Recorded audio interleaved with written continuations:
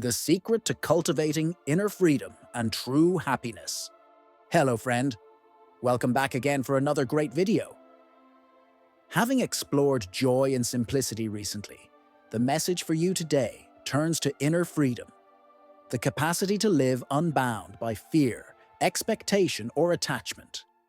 Inner freedom is presented as the culmination of the practices introduced in earlier messages: letting go of restlessness, embracing stillness, living simply, connecting with nature, being present, accepting reality, cultivating gratitude, and embodying compassion.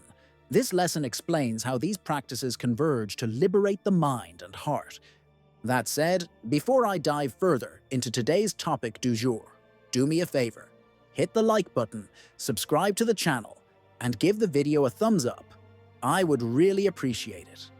Alright, let's continue. Let's talk about the nature of inner freedom for a moment. The fact that most suffering comes not from external circumstances, but from internal bondage is not accidental at all. We are often chained by worry, desire, guilt, or attachment to outcomes. Even when external conditions are favorable, a restless or judgmental mind cannot experience peace. Inner freedom, therefore, is not about changing the world. It is about releasing the mind from self-imposed limitations. When we stop clinging, judging, or striving excessively, we experience life as it truly is: dynamic, unpredictable, yet fundamentally abundant and alive. Another central theme about this message I want you to grasp is the importance of releasing attachment. This does not mean indifference or apathy, but rather a non-clinging engagement with life. Attachment to people, possessions, or ideas creates vulnerability. When what we depend on changes or disappears, suffering follows. By cultivating detachment, freedom from the compulsive grasping, we reduce suffering and open space for peace. Think of inner freedom to a bird in flight, unburdened, agile, and capable of moving with the wind rather than resisting it. Self-awareness is also an important cornerstone of freedom. By understanding our patterns, fears, and desires, we gain the ability to act with choice rather than habit. Awareness allows us to notice when we are being pulled by external pressures or internal compulsions and to respond intentionally. This self-knowledge does not cultivate arrogance or ego. Instead, it fosters humility and clarity. When we see ourselves as we truly are, without illusions, we become free to act with wisdom and compassion. Alright, it's time for some homework. Let me give you some practical and concrete ways to cultivate this freedom.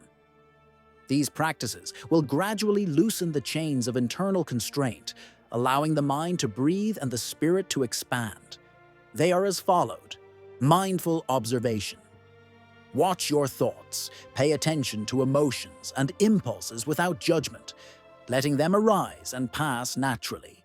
Letting go of control. Accept that not everything can be managed or predicted, and release the need to control outcomes.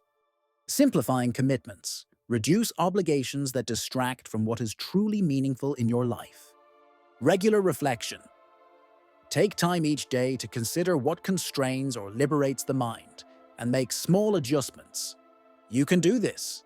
One more thing I want you to note is that inner freedom and tranquility are inseparable. When we are free from excessive attachment, judgment, and resistance, the mind naturally rests. Peace arises not as a goal, but as a natural state of being. Freedom in this sense is the soil in which tranquility grows.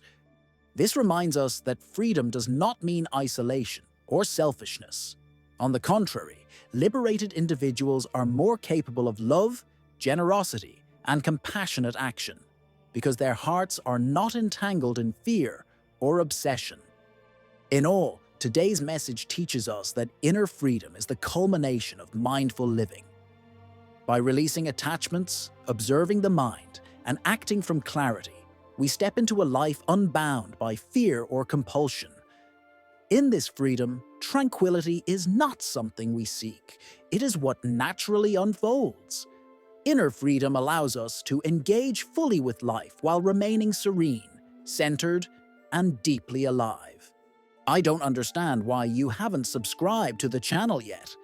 Our team is putting a lot of work and effort to get these messages across your screen to help and benefit you.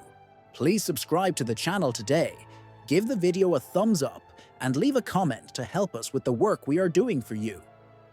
If you haven't watched the previous videos in this series, you can find them in the description of this message. Also, I would really appreciate it if you could share this message with someone who needs to hear and benefit from it. I value you and see you in the next one.